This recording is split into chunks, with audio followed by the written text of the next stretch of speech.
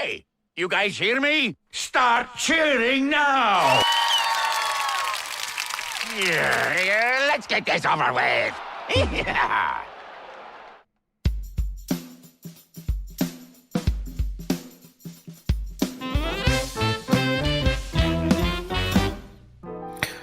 Woof woof! Hi, I'm Mike Minotti, and I am a Nintendog. Hello, I'm Jeff Grubb, and I'm a Nintendog.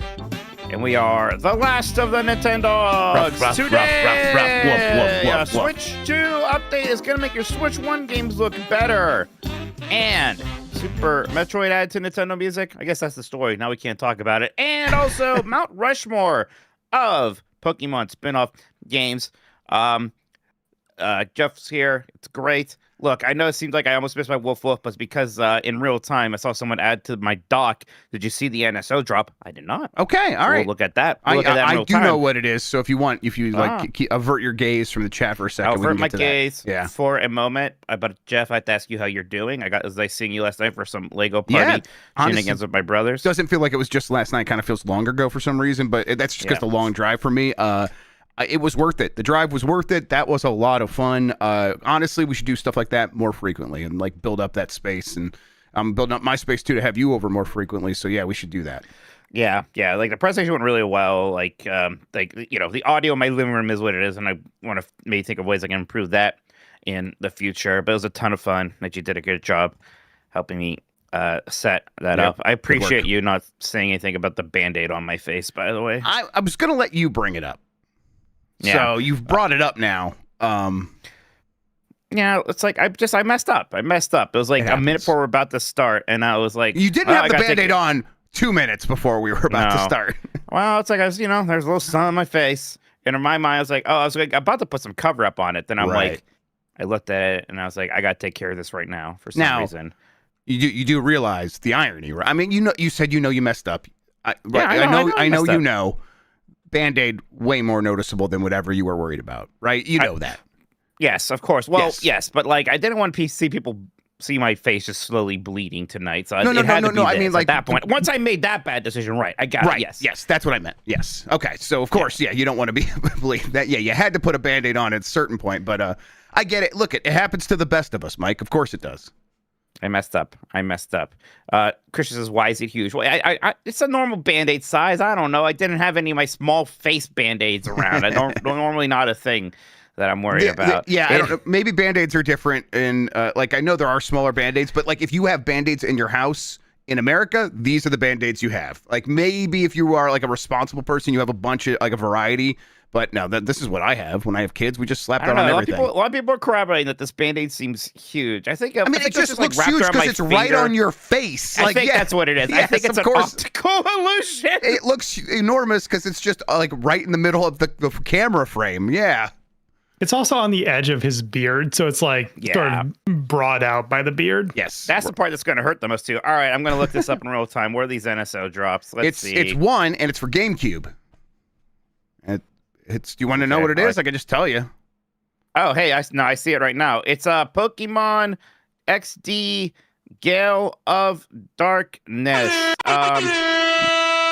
This is one they said like was happening real soon, and now here it is. I'm still a little confused about getting this before Coliseum, which was older than it. Not that like it's a direct sequel necessarily. I don't know. Seems a little weird to me, but hey. That's neat. I've never played Gale of Darkness or Coliseum. They both have single-player campaigns, and that sounds really I never played neat to me. And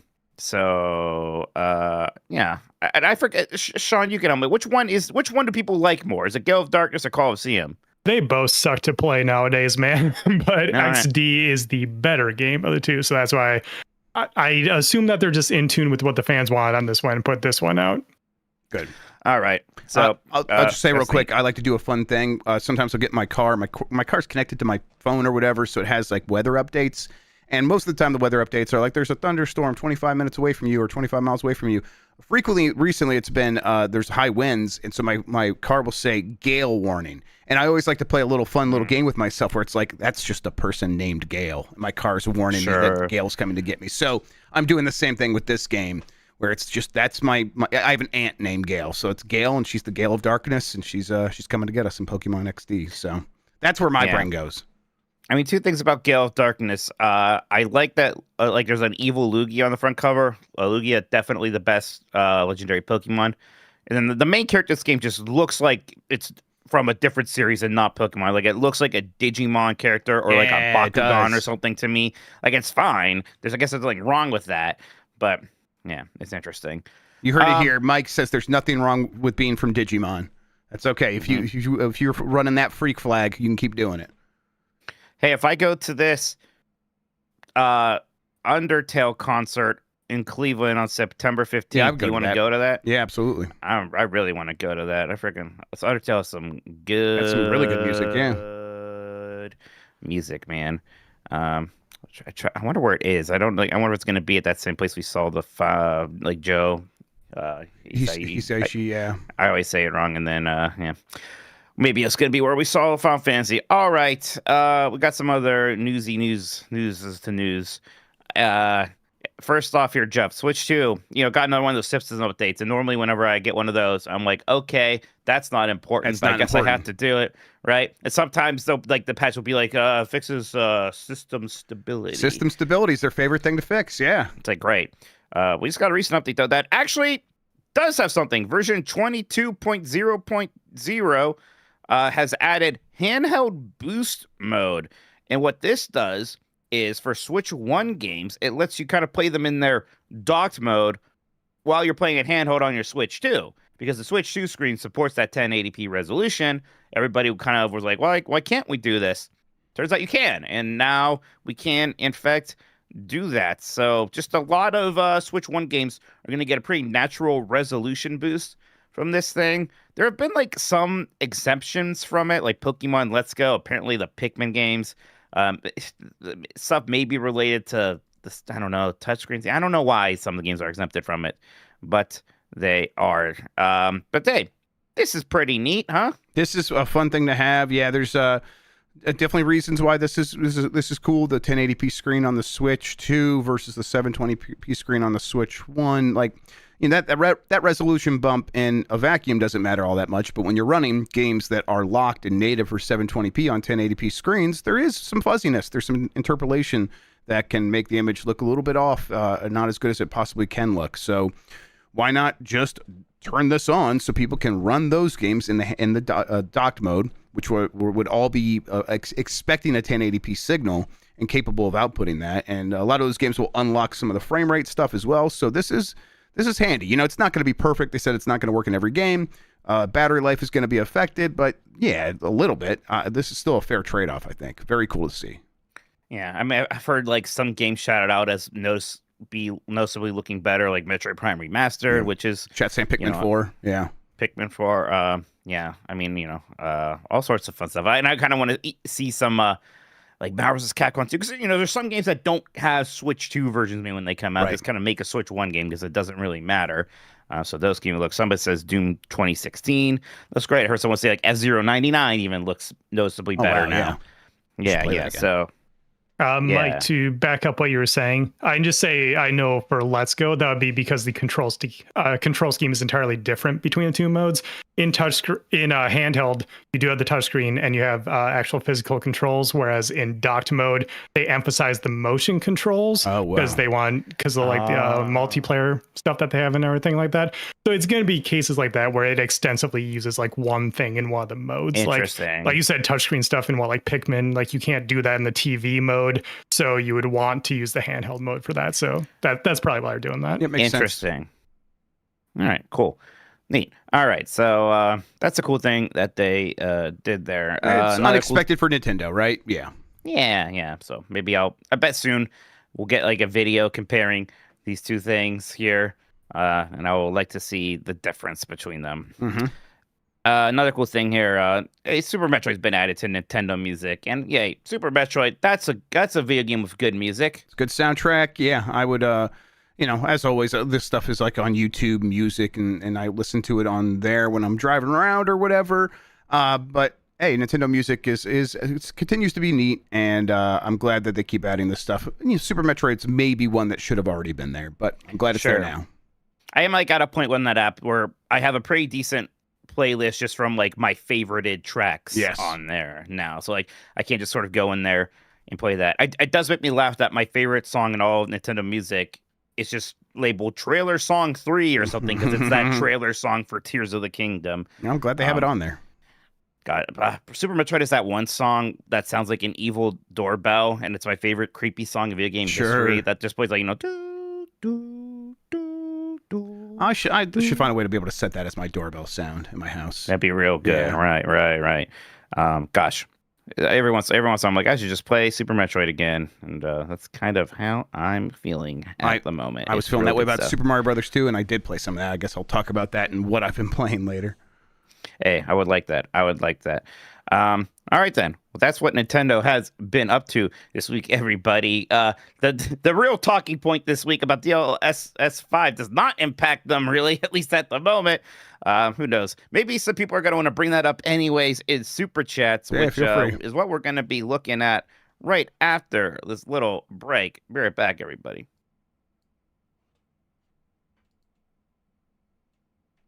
That's right, I say this part. We're back, everybody.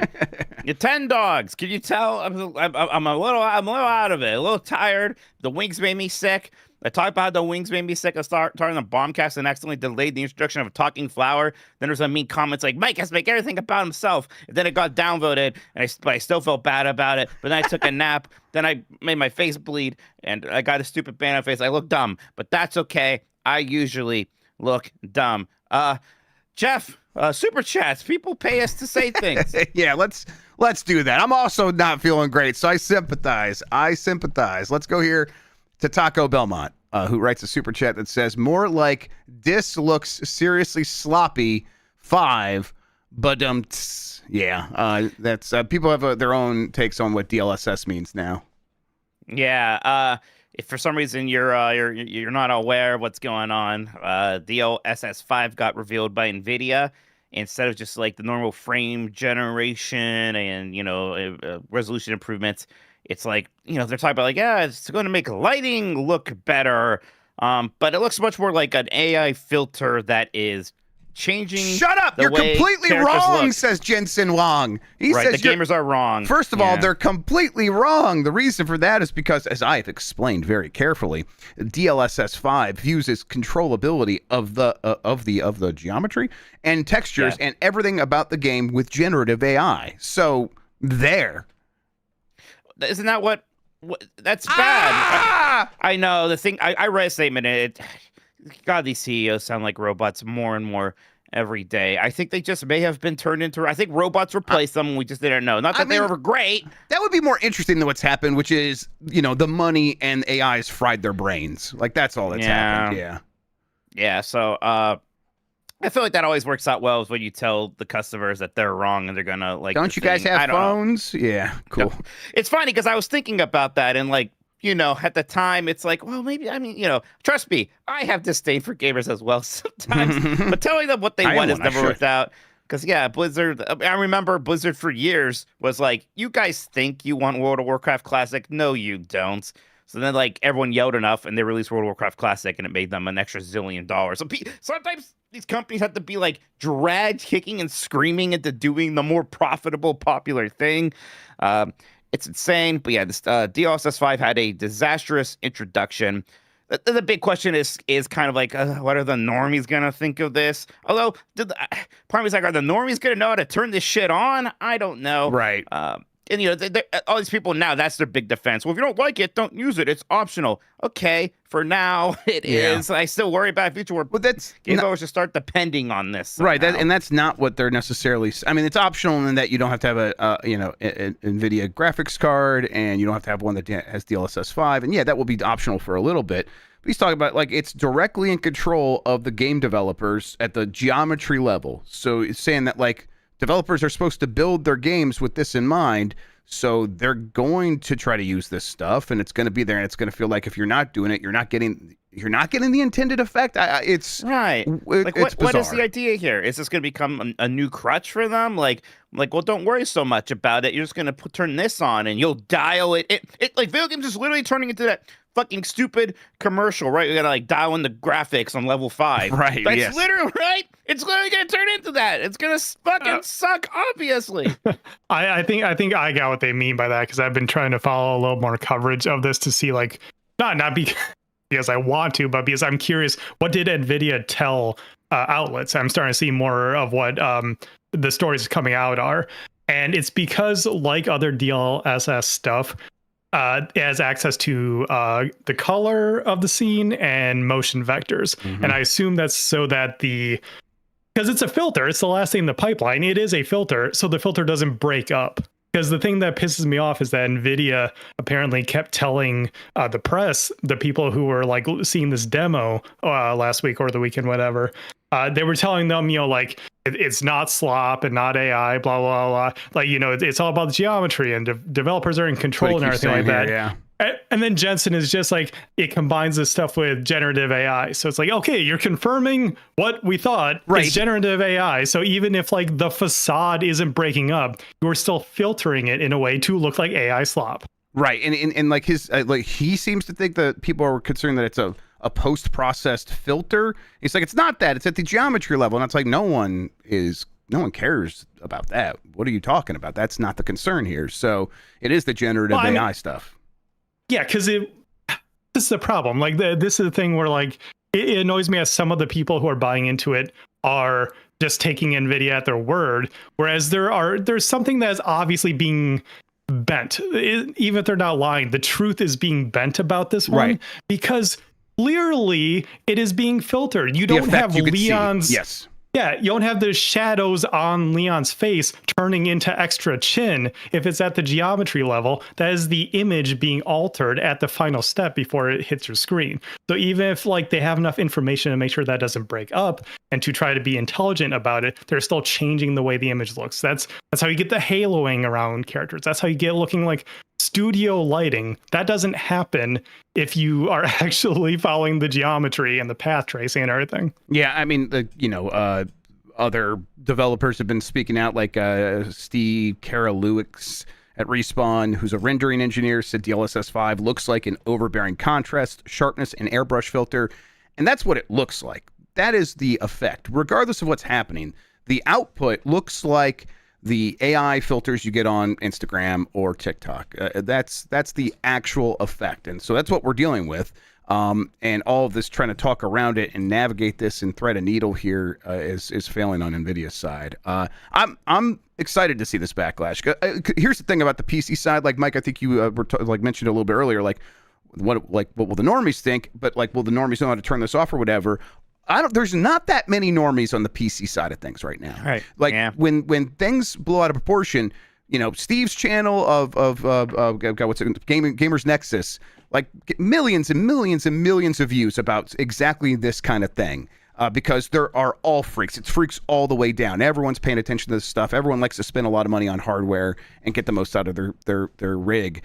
And part of that is paying attention to every little one of these details. So a backlash like this is something NVIDIA will have to pay attention to, unless they want to go, shut up, nerds. We're making plenty of money on AI. We don't give a shit what you say, which is an option to them. Right. Which is so exciting because there are so many great competitors to NVIDIA these days we can go to instead, right? Yeah, it's like people are saying AMD, just wait. AMD's going to do the same stuff because they have all the same investors for AI as NVIDIA does. Fantastic. All right, next. Yes. Let's see here from Missouri Matt 54.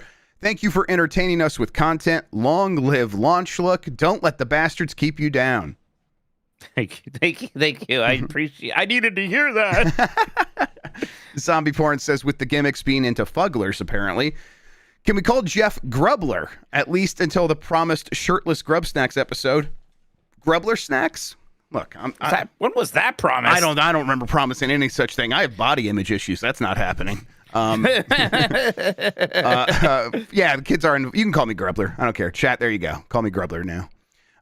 From Chrono Rig, who's a member for 47 months at the Lincoln tier. Thank you so much. Hey, dogs, listening to Gusty Garden's remix in the last Galaxy movie trailer got me tearing up a little. Lol. Yeah, Gusty Gardens is an all-time track.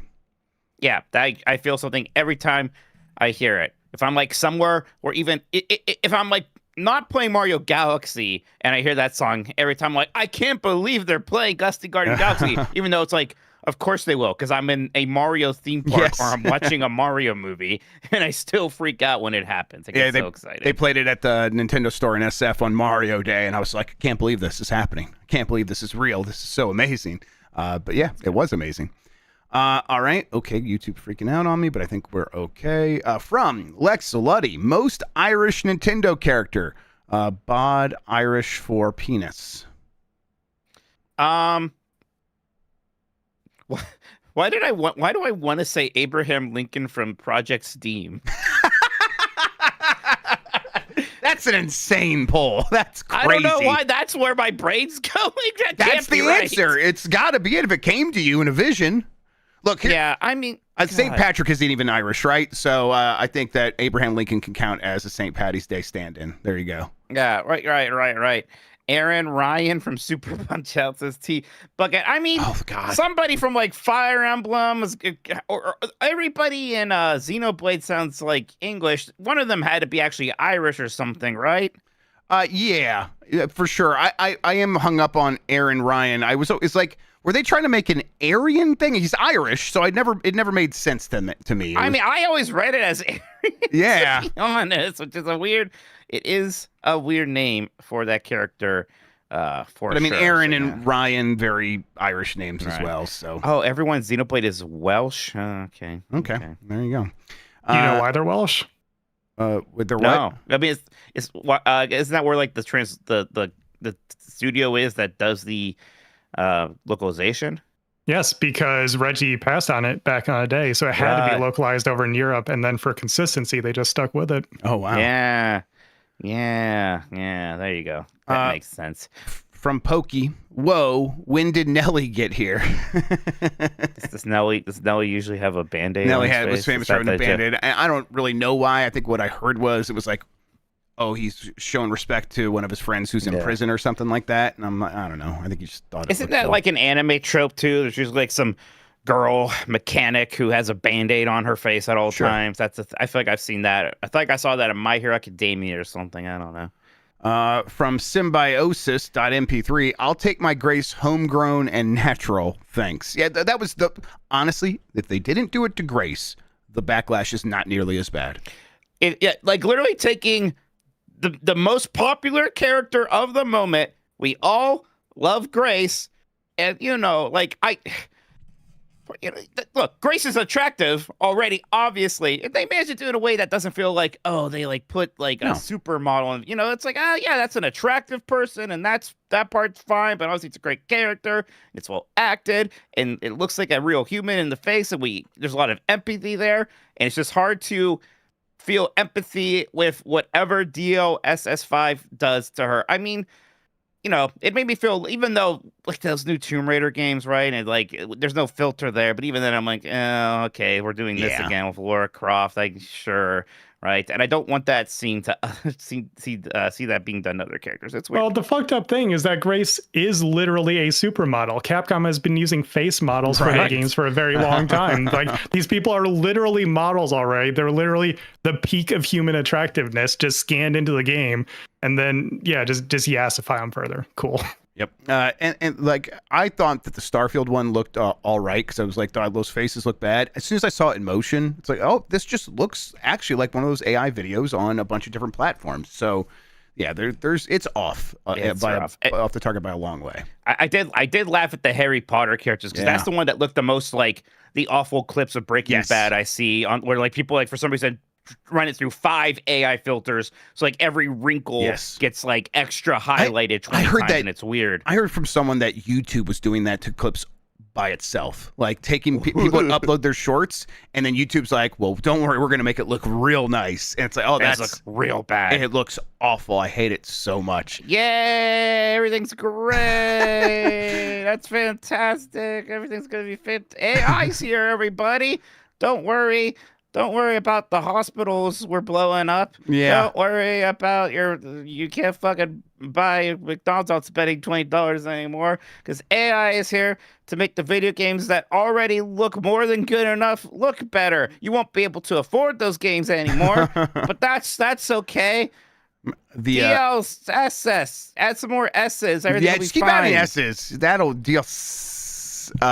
Yeah, the meteor popped off over here, and then of course the local like Facebook page is just like, well, that was an attack from Iran. They're yelling at you. They're lying to you about what really happened. They just want you to think it was a meteor. Like, okay, great, awesome.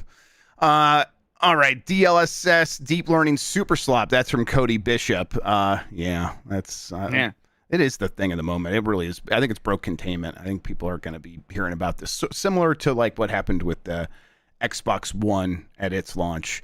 Maybe not as extreme as that, but yeah. Right. And again, like with like, at that point, everyone's like, I'll just get a PlayStation 4 instead. Here, there's a little bit of a, well, what are people are probably still going to get an NVIDIA graphics card, but I don't think they're going to use this. Yeah.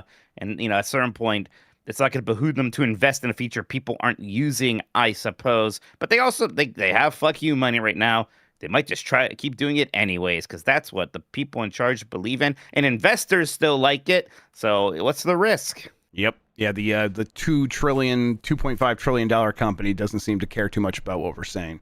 From Matthew Zingale, I could listen to Grubb Rage on AI all day. Yeah, I have some good news for you about the future of our shows. And yeah, I bet it's going to come up again. Yeah.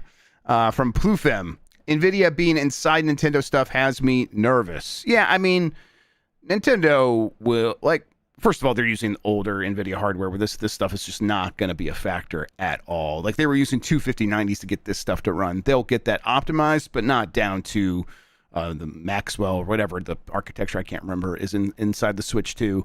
But, I mean, I get what you still mean. Like, it's still NVIDIA. They're going to try to pull their bullshit. They're a vendor for Nintendo. Nintendo's the customer. What Nintendo says will go. So, it's probably not going to happen because Nintendo will just want to do stuff that it's very familiar with. And two, then we get to be mad at Nintendo because they're the ones that actually said yes to it instead of NVIDIA in that situation. From Digital Bobby, Mike, AJ is short for apple juice. Watch out. No, that's bad. That's gross. Yuck. No. Oh, buddy. Sorry you have to deal with that. Ugh. And then from Venture, I don't know how Todd Howard hasn't gotten flack for praising this on camera. He has, right? A little bit. I mean, he's lucky that Digital Foundry became the villain for all of this first, right? Yeah, they really did. Yep. People are spending a lot of their energy on them, and like, yeah, it was a, I'm not gonna like defend it too. I think it was a bit of a weird take. I've not actually watched their stuff, so I don't know. I just won't even speak on it. Yeah, I'm not gonna. I don't feel particularly good about joining in that dog pile either. Exactly. Yeah. So right. I'll just say this. I've seen this a bunch of times. I kind of know what's happening here, and they'll have to just fend for themselves. And I feel for them, but yeah, you got to take the criticism when you get it in this business a little bit. All right, that does it for the super chats, Mike.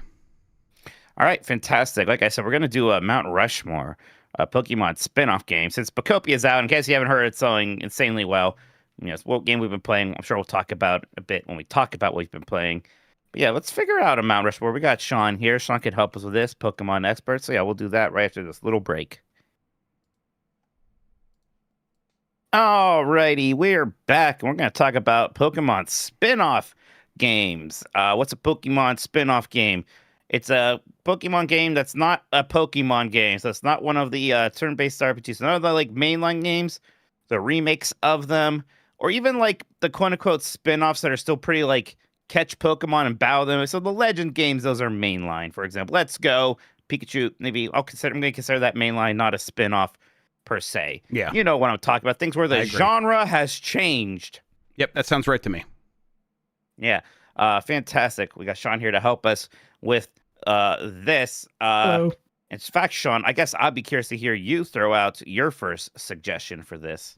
Yeah, I'll suggest my favorite Pokemon spin-off, the Pokemon trading card game for Game Boy Color, technically. Ooh. Yeah.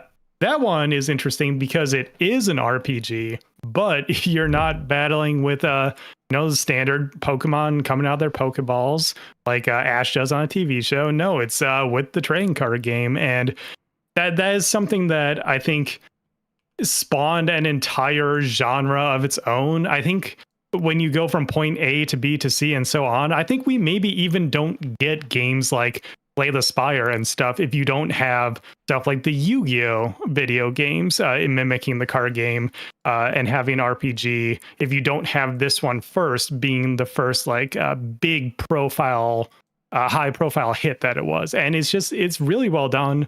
It has incredible soundtrack. I think it's one of those where a lot of people will go to bat for it, even if they don't even like Pokemon anymore. They'll still point out this one. Jeffrey, keeping track of these? Yes, I'm getting a list updated right now. If you guys can just continue to talk for a second. Fantastic. Fun little trivia, Mikey trivia. This is the first video game I ever bought online. Whoa. And had like delivered to my house. I remember that pretty vividly. Yeah, this game rules. It's super fun. It's a shame that they made one sequel to it, which we didn't even get in the US, and somehow never again. It still feels like he could make some awesome stuff with this. The shout outs to the Capcom versus SNK card game on Neo Geo Pocket Color, because that's another fantastic one of these. But yeah, this was super fun. It was definitely the first time I ever played a digital card game of any kind. And it was great on Game Boy because it still looked like playing a Pokemon game in a lot of ways. It still had the music that sounded like what you wanted it to sound like.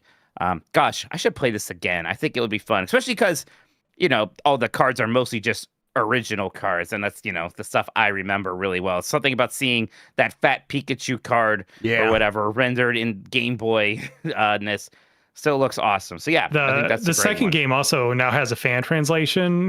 That's easy to find online. Yes, you can also play that one way bigger. It's greatly expanded. They almost did like a gold and silver thing where they have the original region and a new region to play in there. Neat. And it's still Gen 1 stuff, so I think you would appreciate that. That's awesome. Yeah. God, they should do another one of these. All right. Now on the other spectrum, Jeff, I'm interested. What would you throw out there first? Yeah, I mean, I'll go for the obvious ones just to let you guys go a little bit deeper. I think the most obvious one is Pokemon Go. It's just so. Oh God. It's like it translates the core mechanics of the main genre of the game really intelligently to a different thing. It is different. It's about sort of connecting outside and being social, which that stuff was always in Pokemon, but this made it even more so. And then it does a good job of sort of just like putting you on that loop of going outside, finding new Pokemon, giving you a reason to travel to different places. And it took over the world. Was that 2016? It was really big. It was kind of inescapable. God, I almost forgot about that for this, but absolutely, it's a spinoff game, and I guess we're going to talk about Pokopia being the best-selling Pokemon spinoff game at some point here. Certainly isn't going to be the one that made the most money, because that will always be Pokemon Go. Yeah, that made $1 billion a year for several years in a row. Yeah. Oh my God, that's right, because we were talking about this in the freaking Hillary Clinton election, because she's the one who said Pokemon Go to the polls. That's how old it is. Polls. Yep. Oh, devastating. Yeah, I don't like that. Mm-hmm.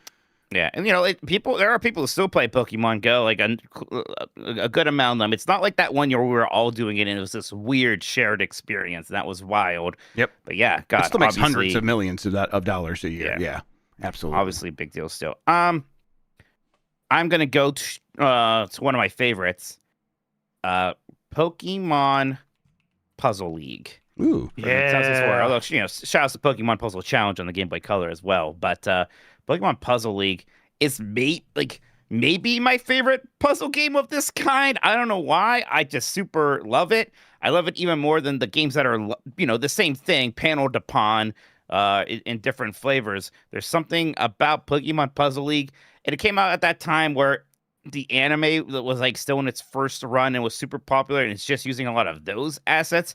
All of the songs are MIDI versions of tracks from To Be a Master. So it really takes me back to that specific early Pokemon fandom that I was a huge part of. When Pokemon first popped off and I was 12, I was just into all of it. I was getting the cards. I was watching the show. I was playing all the games. I just, listening to Be a Master, getting excited for the first Pokemon movie so much that I imported a VHS of the Japanese version of the film and just watched that.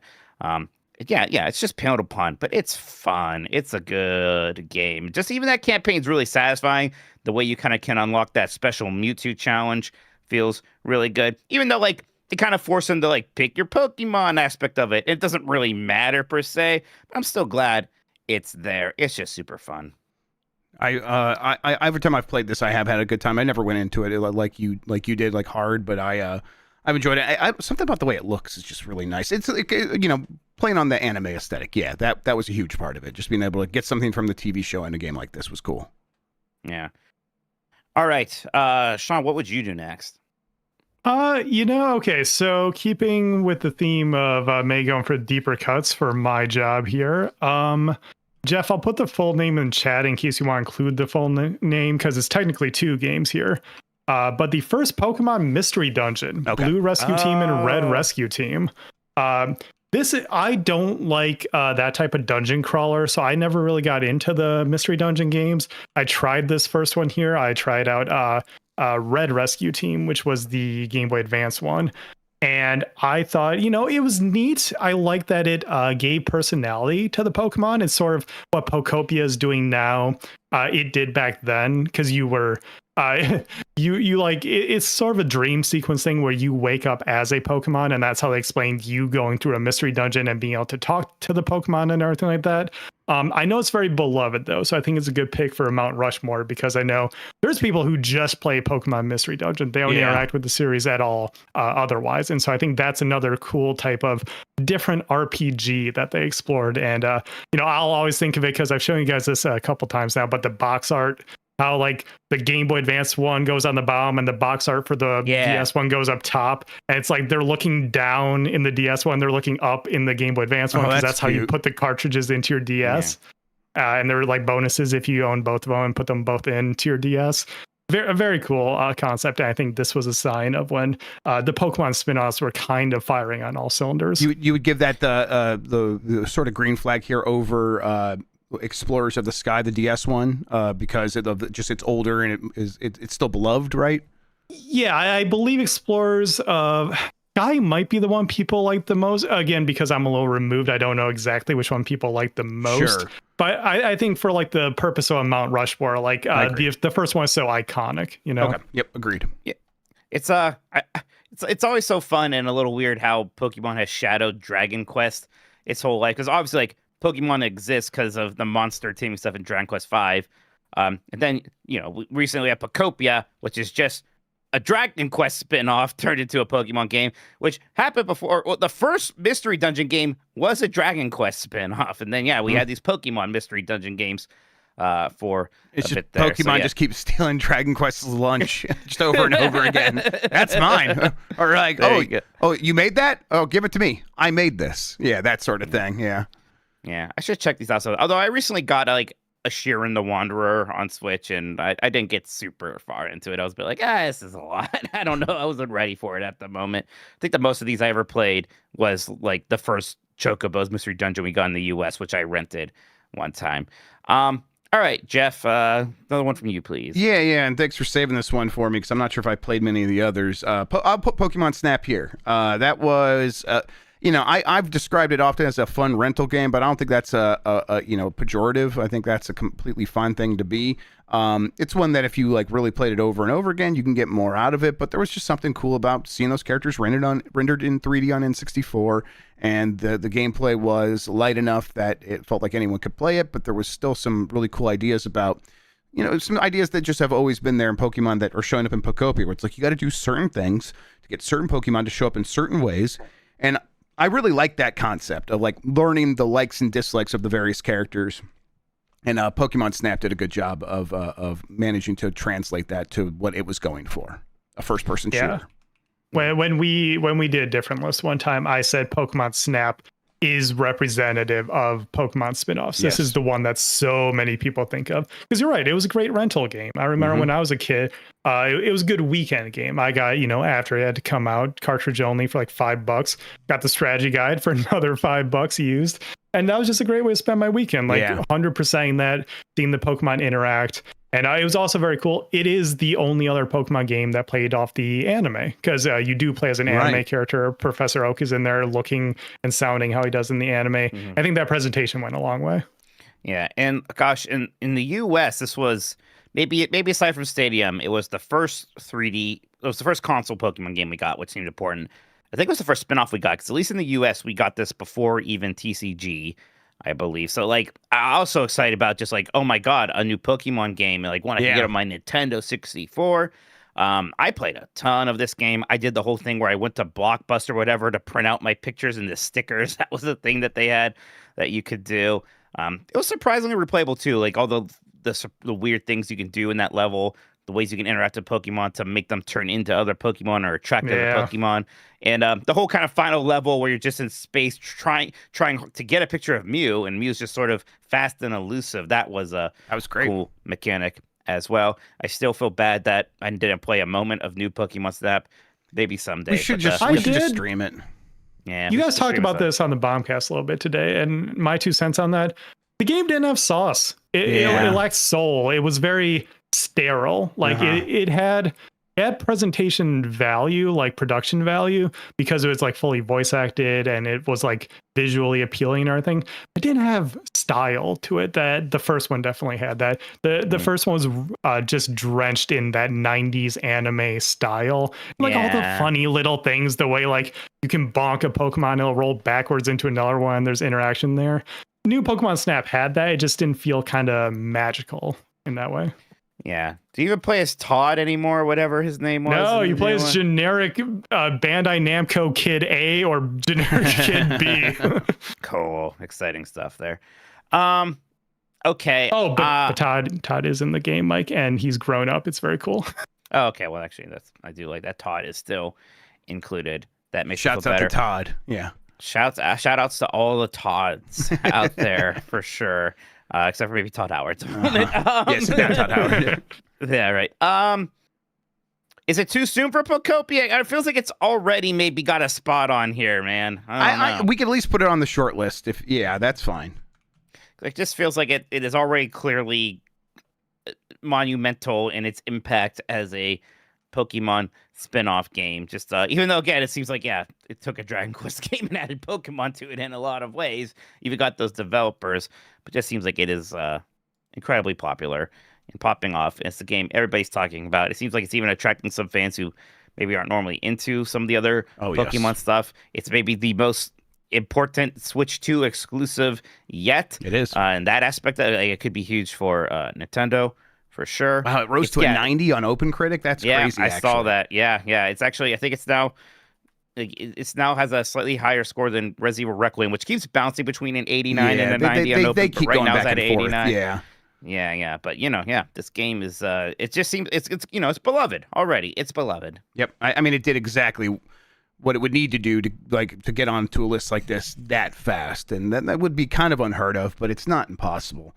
Should we just start throwing out some others that are possibilities? Well, there's one. I'm surprised Sean hasn't thrown it out there yet. Sean, you holding back? There's a couple more that I thought were obvious that I thought maybe you guys would go for. So I was going for slightly deeper cuts. But yeah, there's a couple more that we can talk in depth about. I think they deserve it. Did you have one in mind, Mike? Let's talk about pinball. Let's talk about the Pokemon's pinball. You like that second one more, right? Yes, because Pokemon Pinball is a good example of a game where they did just expand on it, and therefore the second one is just better to play.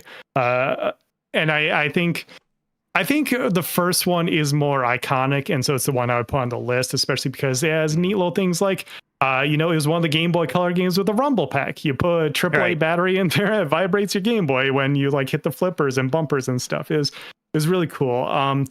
Ruby and Sapphire is the better game in that just gives you more to do on the board. There's more mini games and stuff.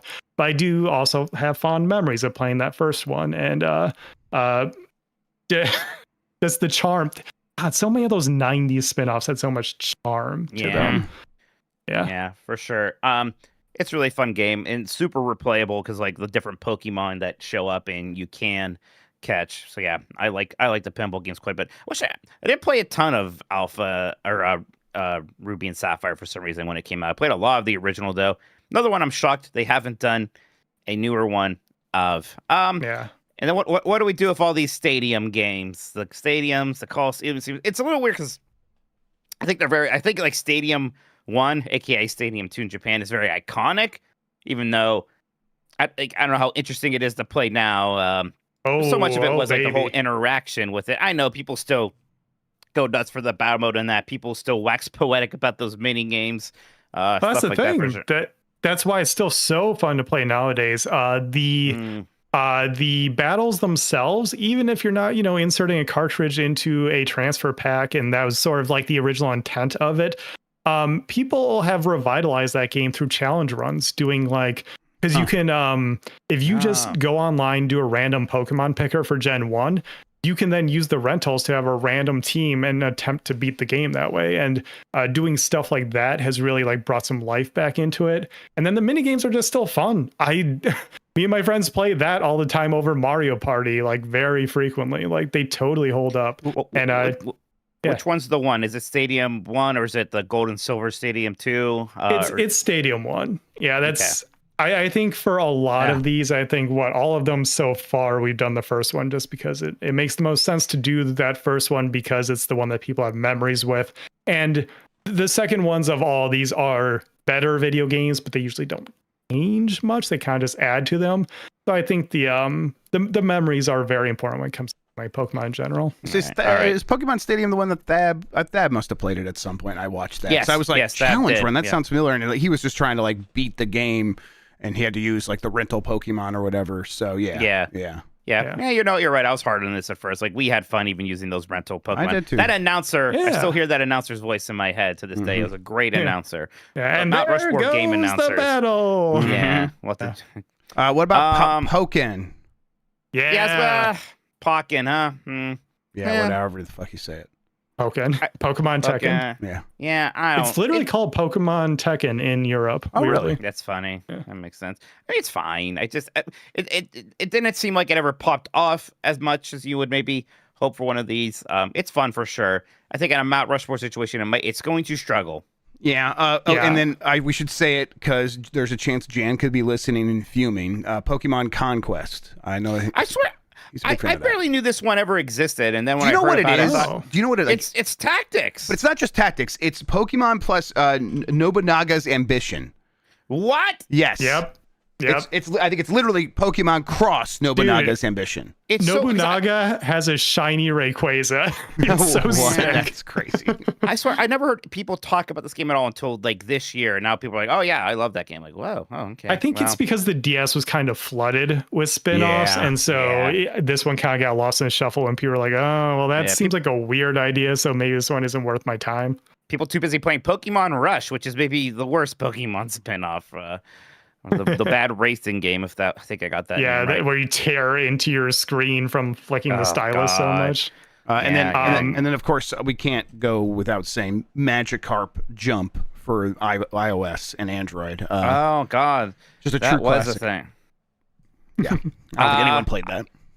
I always hated Hey You Pikachu for being a much worse Seaman. Not Seaman. I kept wanting to say Shenmue. Seaman, yeah. So I have no respect for Hey You Pikachu.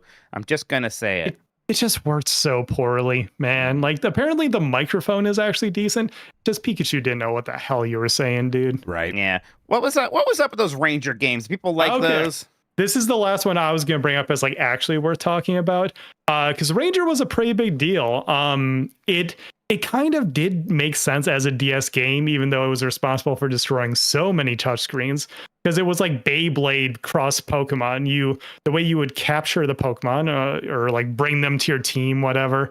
You were in universe Pokemon Ranger, like a park ranger trying to like help the environment using Pokemon. And the way you get their help is you circle them with this freaking top by circling them on the touchscreen. And like as the game goes on, more obstacles are in your way. The Pokemon attacks the top and stuff like that. So it gets more interesting.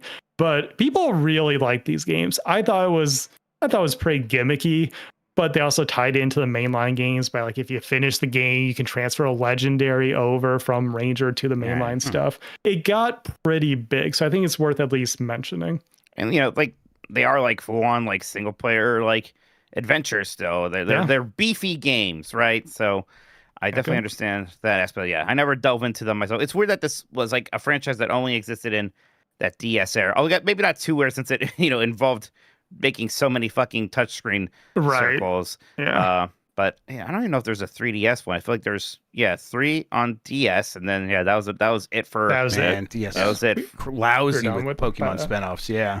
Yeah. By the way, before we get too far away, I wanted to mention: have you guys ever seen an arcade machine for Pokken?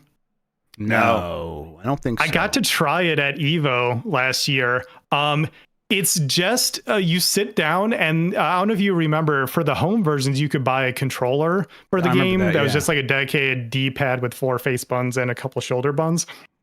That's the arcade machine. You sit down, and it's that controller wired up to a screen with like a PC or something inside. That's bizarre. So if you played it competitively, you could have the same experience home and at the arcade. That's and cool. that was a Harada joint, by the way, too. He as the Tekken guy, he produced that one. So yeah. Is there a game on Wii where Pikachu goes to a theme park, Mike? You got to love that shit, right? There's a lot of Wii and Wii U theme park games. Poke Park. I asked my chat when I was streaming one day. I was like, "Were there any Pokemon games for the Wii? Because I can't remember any any of them." Poke Park Wii Pikachu's Adventure, which I guess some people like. There was. Yeah, it also got a sequel. This. Oh, and there was also, I believe, Pokemon Rumble started on Wii. Okay, yeah, I don't remember. What even is Rumble? Sort of like a beat 'em up type thing, Muso adjacent, where you kind of just like mash a button to like beat up some other Pokemon. It's like action figures going at it. Was it like Skylanders? It was Skylanders adjacent, yes, because you could scan in these like low poly Pokemon. Yeah, okay. The toys were kind of neat looking, actually, because they were like PS1 style, almost like so low poly, almost like actually Super Nintendo. They were really low fidelity, but the game was very whatever. We didn't mention Detective Pikachu, but I was just about to say, boy, that sequel came and went, huh? Yeah, it really did. I forgot it even came out. Yes, that came out a few years ago only. Yeah, there was a Detective Pikachu too.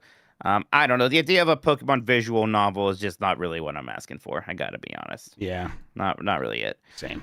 They made a movie based on that game. That's crazy. That movie, as well, they made the movie like, well, we should do this, and it's like, all right, no, you shouldn't. Why not? Yeah.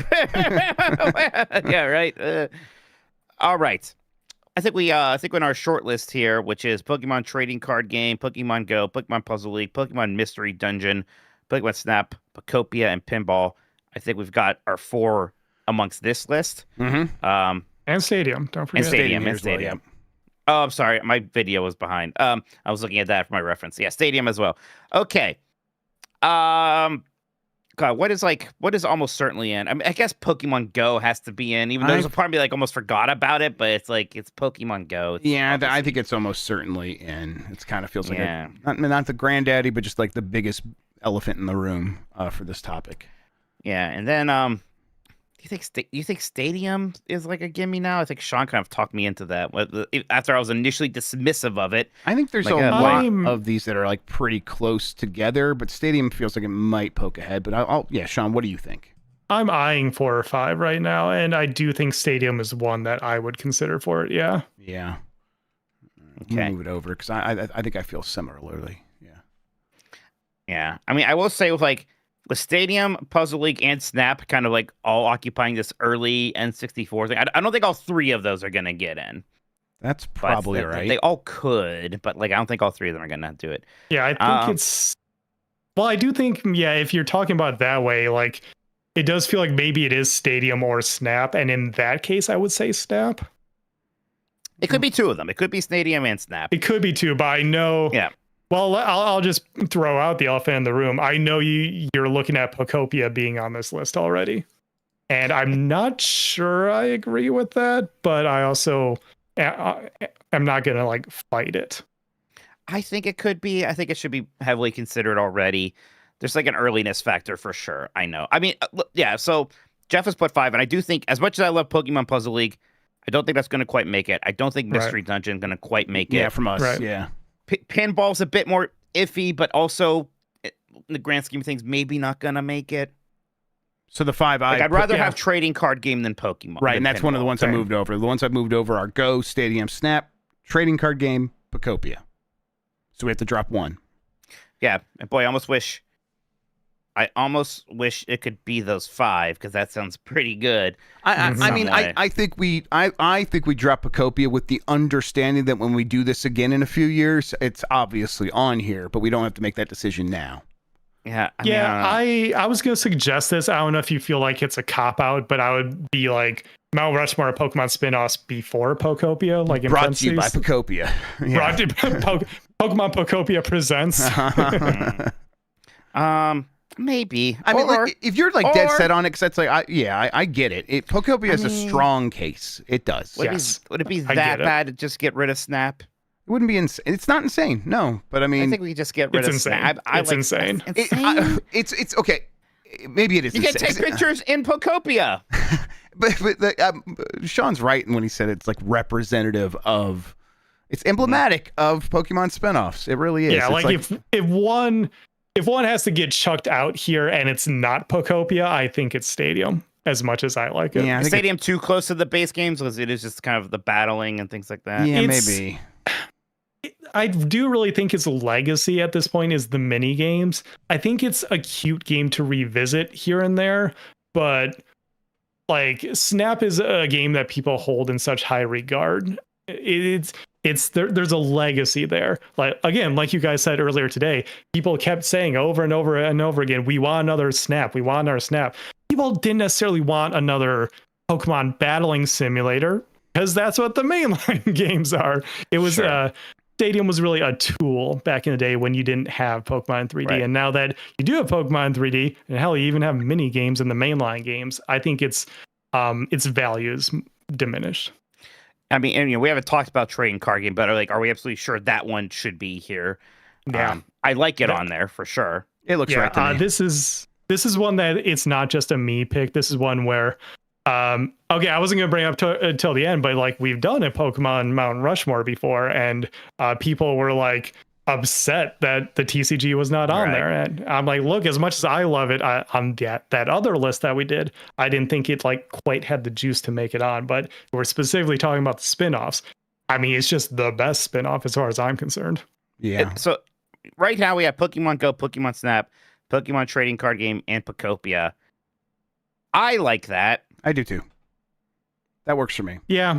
I know the one that people are going to side eye is Go, but I think that's the Mount Rushmore of it all. Like Go is so huge, and also like, we all did have fun with it back in the day because it was such a unique and different thing. Yep. I think that's right. And for all the people that might side eye it, there would be people who'd be like, that's insane to not include it if we didn't. So I guess this is looking right to me. I say we lock it in, Mike.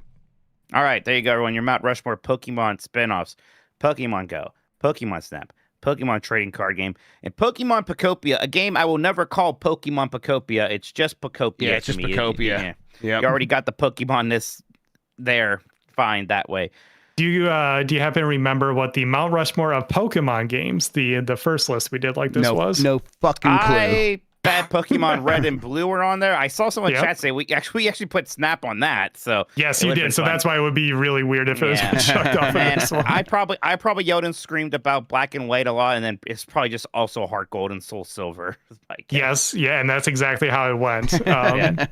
It's more representative, I guess. And then Pokemon Go was on that as well. Oh, okay. That makes sense. All right. Well, fantastic. There we go. Good work, everyone. Let's take one more break. We'll talk about what we've been playing. Finish up the super chats. We'll get out of here. Alrighty, we're back. Jeff, I've been just playing Pocopia every night and having a lovely time.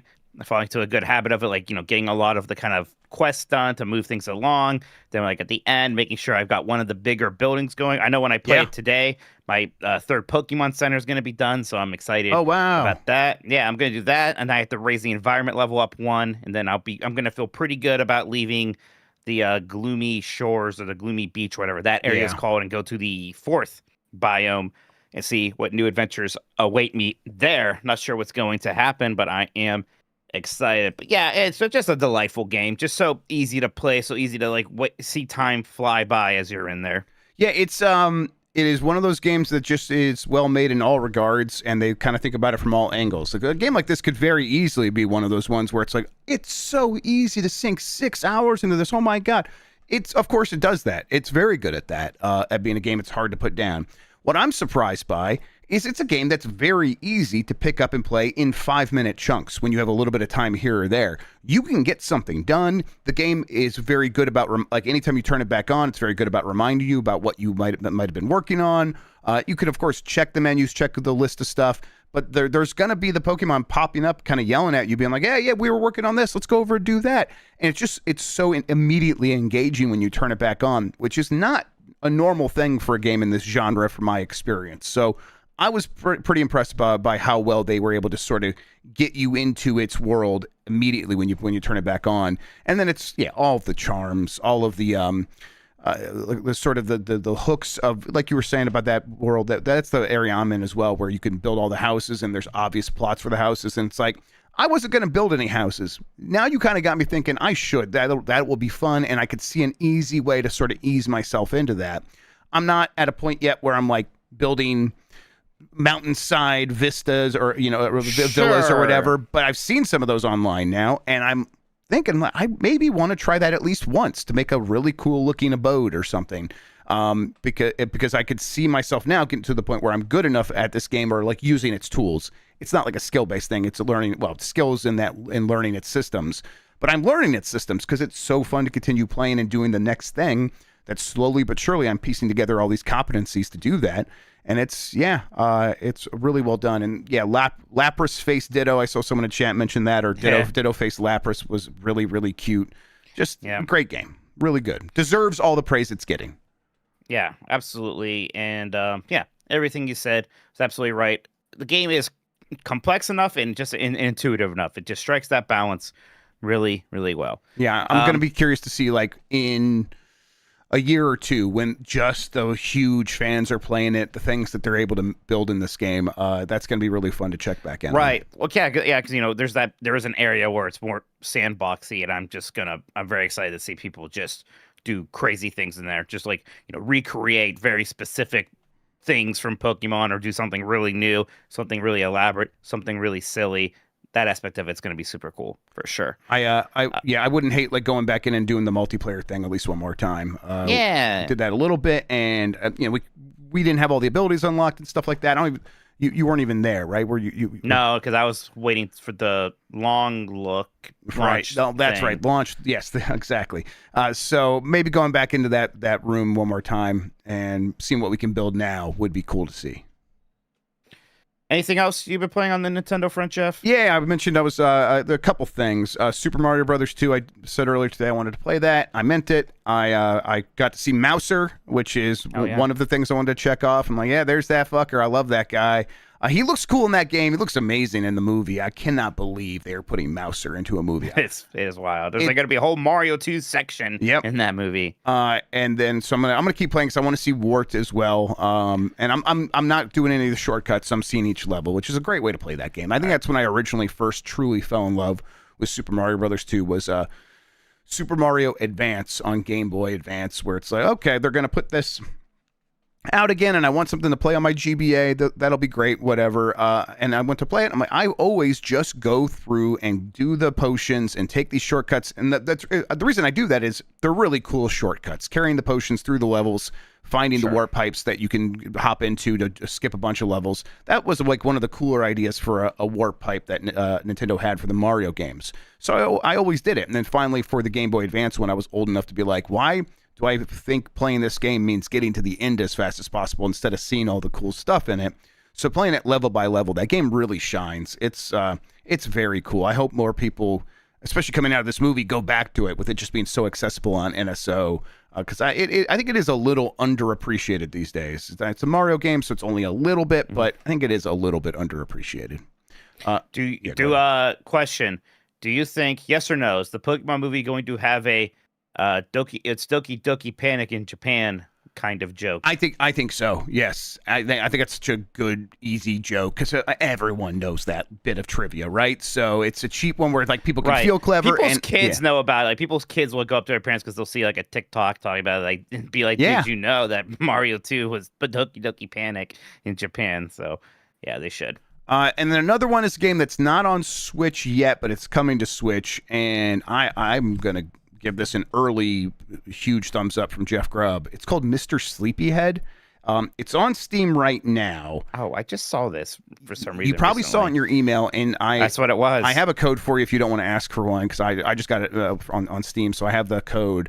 It is a 3D platformer, sort of. It reminds me of a weird Japanese PS1 game. Is the best way to explain it. There is a certain vibe to those kinds of games where it's just some weirdos making a weird game, and this one has that. I think I went into a store and it's like, hey, you can pick this up, and this guy he's sleeping, but he might think you're stealing from him if you pick up the wrong thing. And I just picked up the entire cash register. It ran out and it said felony committed.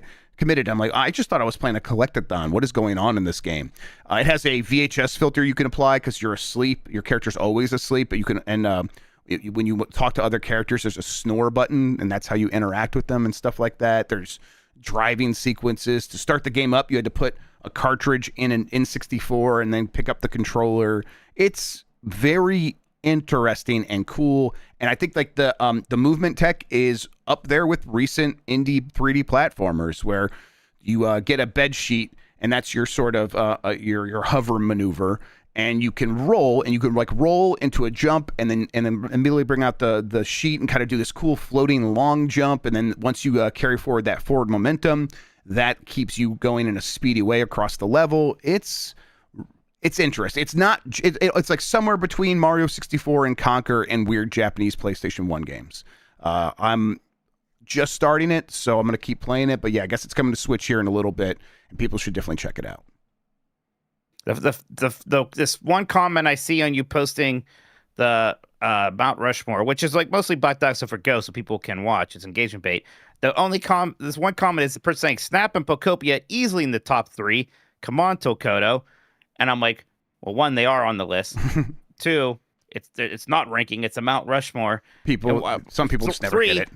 Why come on Tokoto? Why was I immediately blamed for whatever this person didn't like about the list? Hey, I'm going to respond to that person and just say, hey, yeah. Get him. Yeah. Get him. Boy, I'll tell you what. I am glad we said Snap. Sean was right, because immediately people are like, Snap better be there. So you're right about that one. Right about that one.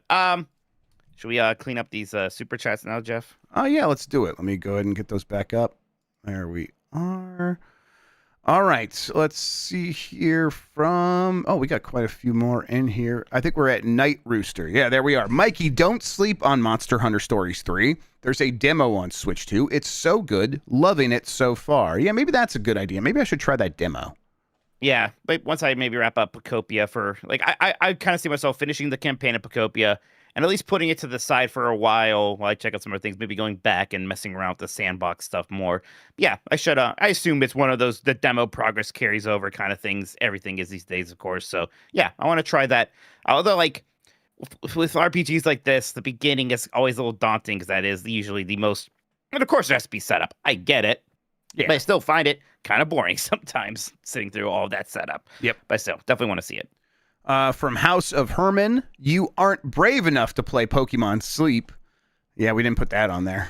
I mean, do you play Pokemon Sleep? Like, don't you just sleep? Gamify your sleep. What's the brushing one called? Pokemon Teeth? What is it called? Pokemon. It should just be Pokemon Brush. It should. It's not, I don't think. It's called something else. From Large Mario with a big super chat. Thank you so much. I am enjoying the original Final Fantasy VII so far. I think they were asking us last time, Mike, if that's what they should play. And we said yes. Just got to Gold Saucer. Thanks for making such a good community. Hey, the community's pulling their weight on that. Thank you, everybody. Yeah, Gold Saucer section, tons of fun, of course. All sorts of great mini games. You can spend a lot of time there. Yeah, the game just has all sorts of interesting things past that. So, yeah, I'm glad you're enjoying it. By the way, Pokemon Smile is the name of it. Okay. That makes sense. There we go. That makes sense. From Bandana Bush, no Switch 2, so I bought Dragon Quest Builders 2. It's still awesome. Yeah, I always wanted to play those games, and I regret not doing it now, because obviously I would have loved them. And some people are like, hey, I still prefer those for some reason. So I'm like, oh, I bet. Yeah.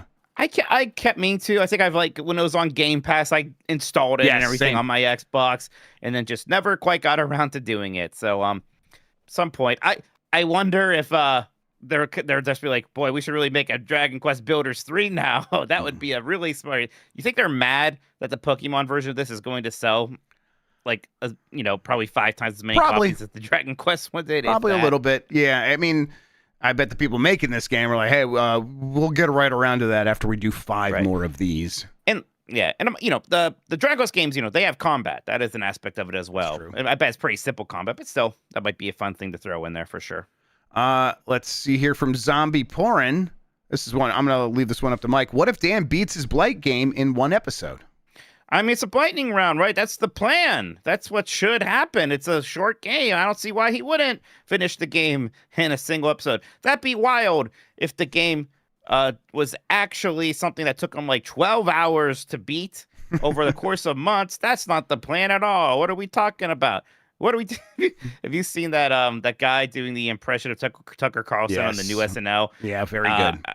I don't watch What's SNL happening here? anymore. Yeah. Like, what's going on? What's going on? It's one of the greatest impressions I've ever heard. He really so nails every part of it. It's very impressive. God, I've seen it like 5 times now because it keeps popping up in different places. I think people are like, oh my God, this is really funny on SNL.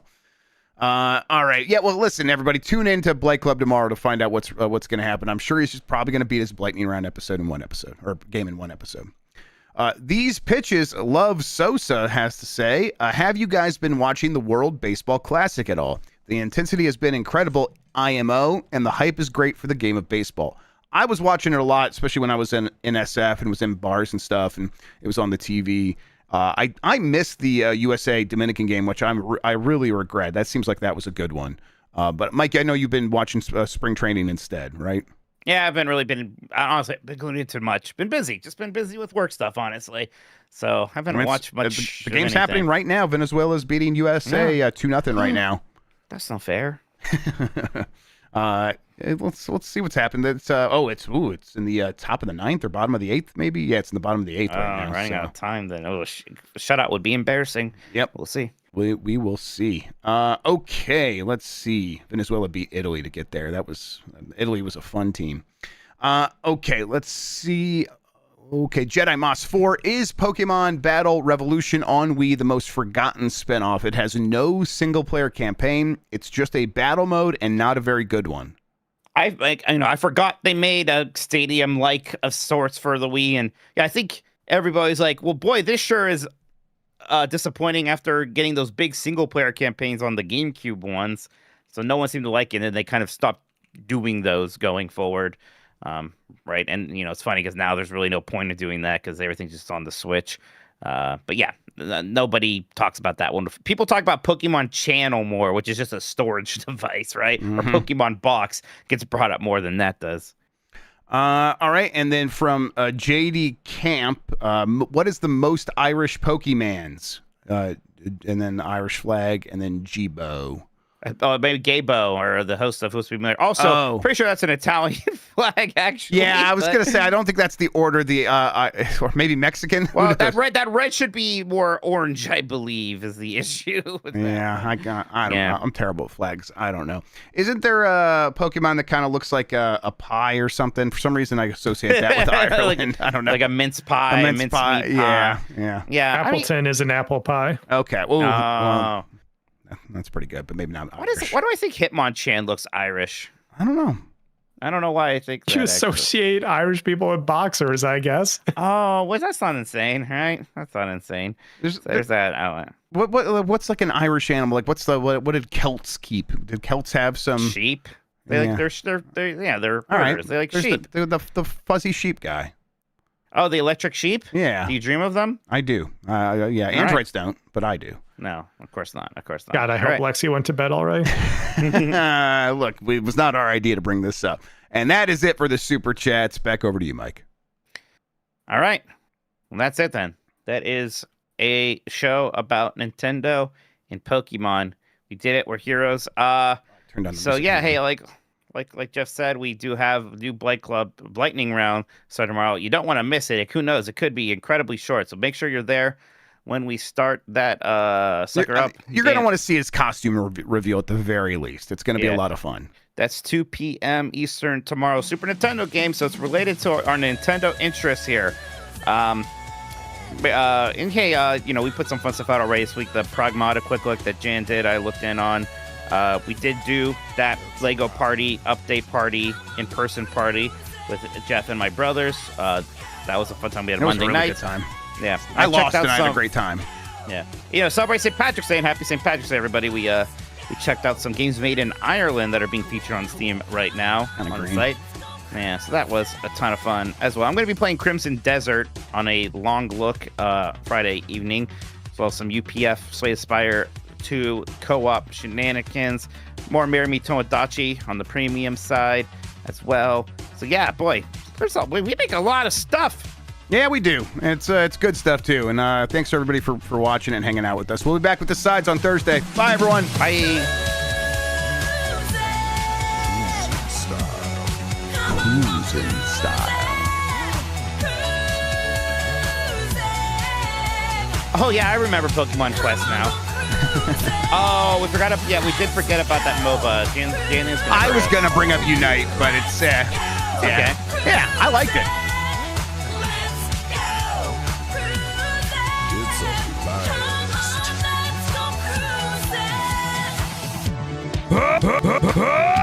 Yeah, I'm caked up.